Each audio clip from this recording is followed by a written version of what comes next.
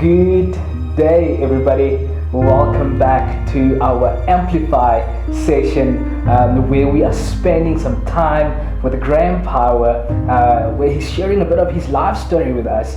And over the last 3 sessions, we've heard a lot about his business life, and we're going to be continuing with those sessions today. And we got a couple of questions that we want to ask Graham. Welcome back, Graham, to our Amplify session. Thanks, Greg. A joy to be with you again. Thank you so much for spending this time with us. During the previous session, you shared a bit about the corruption that you experienced in the construction industry. And I know that you started an organization called Unashamedly Ethical. Was there any relation between Unashamedly Ethical and the corruption that you experienced in the construction industry? I have no doubt that God has orchestrated this, for the one thing to follow after the other. So to say that, as I mentioned, I committed my life at the end of 1998. Did the Alpha course in 99. The year 2000, God gave the vision about the prayer movement that would start from the southern tip of Africa, rolling out across Africa and around the world. And then in 2006, in October, I woke up the morning at 3:30. And as I wake up, in the next 4 hours, from 3:30 until 7:30, I had an electricity going through my body like I'd only experienced once before with a vision for Global Day of Prayer. And at that point, I clearly understood that there would be 3 waves that would cross over Africa and the globe. First wave, a wave of prayer. Second, a wave of ethics, values, and clean living. And then would come what I can only describe as the positive tsunami. And then God overlaid 2 Chronicles 7:14 over that 3 waves. Of course, if my people who are called by my name humble themselves and pray, seek my face and turn from their wicked ways, ethics, values, and clean living, then the promise that He gives you and I, then I'll hear from heaven, forgive your sin, and heal your land, like a revival, a transformation. So this second wave of ethics, values, and clean living came clearly through that vision on the 6th of October 2006. And yes, it's been an amazing journey to see how this is rolled out now across Africa and across the world. Sure. That is incredible. And can you maybe just share with us, what's the vision behind Unashamedly Ethical? So, and again, it comes through that vision that God gave, that first of all, we would challenge individuals, business, people in government and elected officials, sportsmen, everybody out there to be ethical in all their dealings. Now, things start off with the little things. Let's say I'm at home. I'm busy, I've had a long day, it's 7 o'clock at night, I'm busy having my meal, and the phone rings. My grandchild is here, she's 7 years old, she loves answering the phone, so she runs to the phone to answer the phone. And I say to her, if it's for me, say I'm not here. I'm telling her that it's okay to tell a white lie. And that seed that I'm planting with her is something that will live with her for the rest of her life. So when it comes to ethics, when we think of business, we always talk about the gray area. When it comes to paying taxes, can we get away with the maximum that we possibly can? When it comes to dealings, what is in it for me? And somebody gave me a very interesting book called Ethics in the Workplace. And in the middle of that book, there's what they call an ethics checklist. And that ethics checklist removes what I call any grayness out of any decision that I need to consider in business. Number 1, it asks, is it legal? Yes or no? Quite straightforward. Number 2, is this deal, this arrangement, this negotiation, is it a win-win deal? In other words, that it's not all about me and seeing how I can get the maximum out of this, that it's a positive win-win for both parties. But number 3 removes all grayness. The question is, how will it make me feel if this decision were public in the media? And how will it make me feel if my family knew about it? And I want to say to you, so often when one is having to make a decision, be in business, or whatever you call you're having to make, the question is, if this were public, would I be embarrassed? And I want to say to you, that has been the eye-opener for me. And I believe once one, especially in business, when it comes to cutting corners and the gray areas we refer to, when you ask yourself the question, okay, so if this goes public, will you or the other party be embarrassed? I believe that will clarify any grayness out of any decision that you or I make. Sure. In today's time, corruption has become so engraved in the culture, especially in business, where people will tend to feel, am I going to make it if I don't, do corruption? Out of your own experience of being in business for so many years and doing your business, running your businesses in an ethical way, would you say, what are the benefits of running your business, with the concept of, being ethical and practicing, clean living? So Greg, let me say, the day that I made a commitment, we at that point were very involved in the collusion and the price fixing that was going on within the construction industry. I don't say that with any pride. In fact, it's something that I'm really sad about.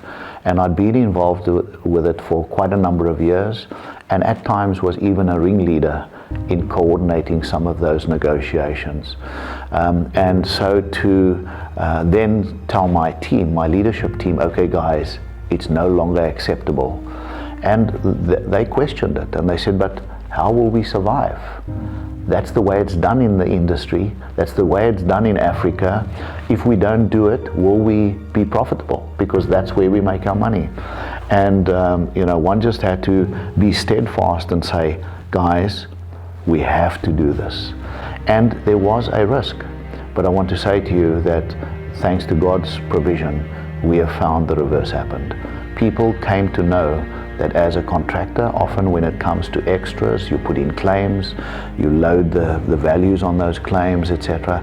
We found that more and more we were getting invited to by a developer or by an owner of a piece of land to say, because of what you stand for, knowing that I can trust you, I would like you to negotiate this project with us. And it has been, and then once somebody puts that trust in you, you dare not break that.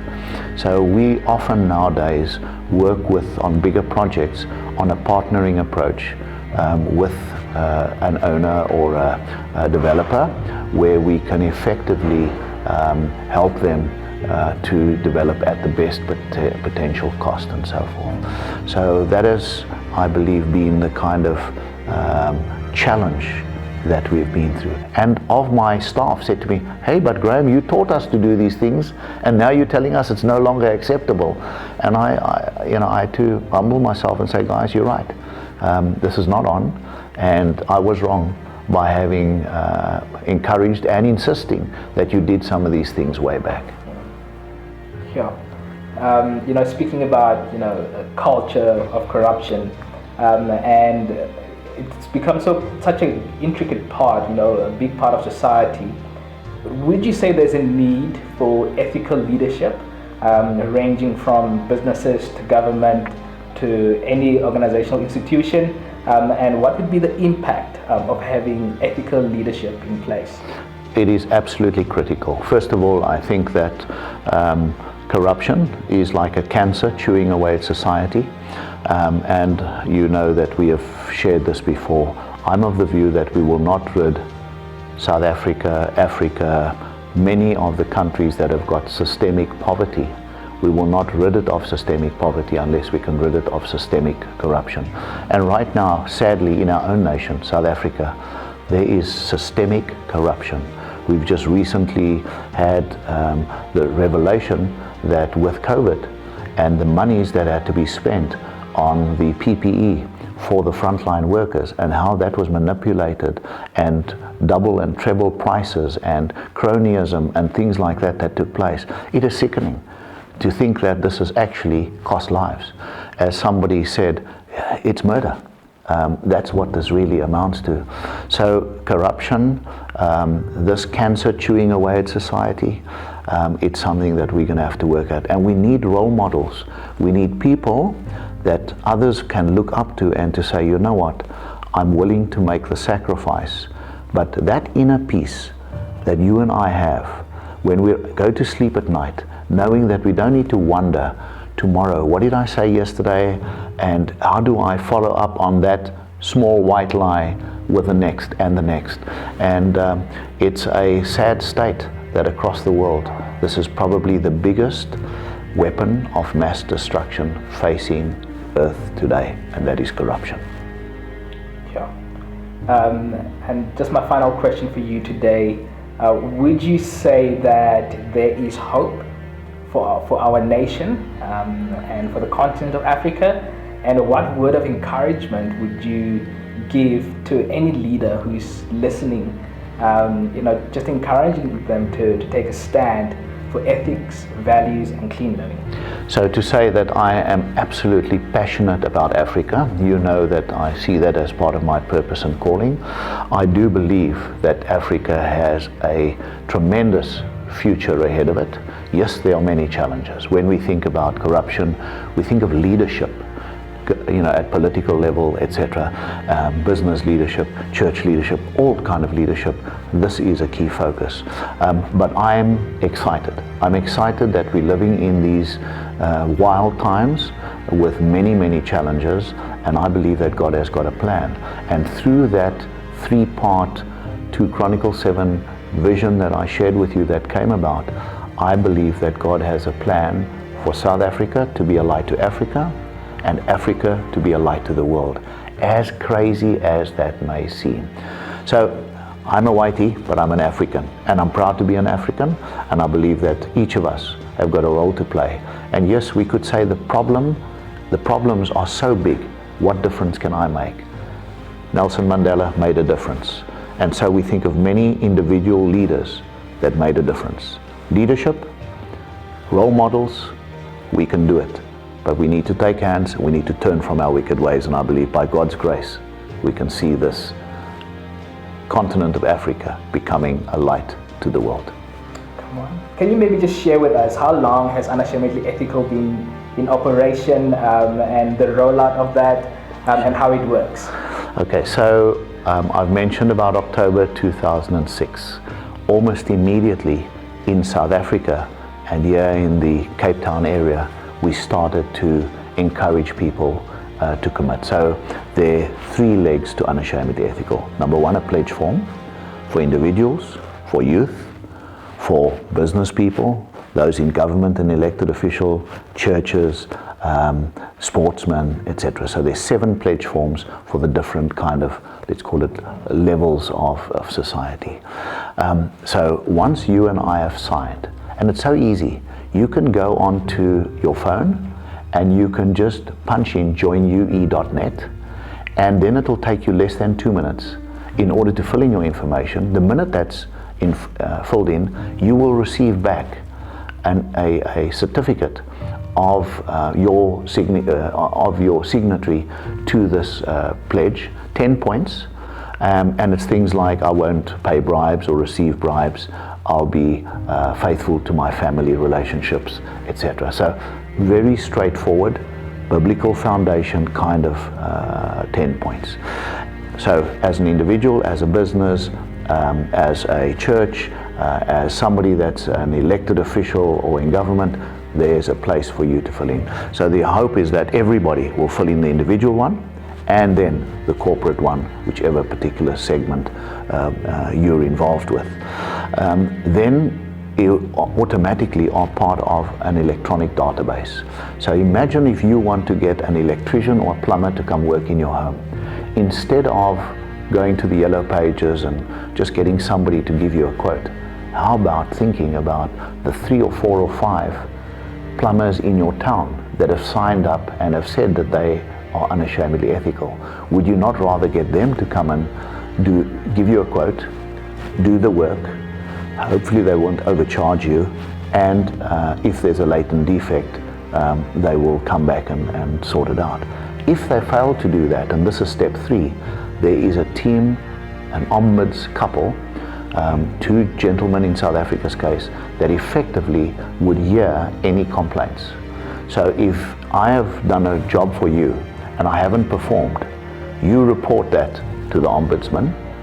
He would then contact me and say, this is a complaint. What is your side of the story? Hear both, potentially even have an online call with both of us, and hopefully get it resolved. If I do not fix what is right and he rules against me, I can be scrapped, I can be blacklisted on the electronic database, which I can't think of anything worse than to be blacklisted from Unashamedly Ethical. Then your question about the footprint. So at this moment we're in 145 nations around the world. In Africa, 38 out of the 47 nations, out of the 54 nations and islands, more than half, and around the world. It constantly, month by month, it's expanding.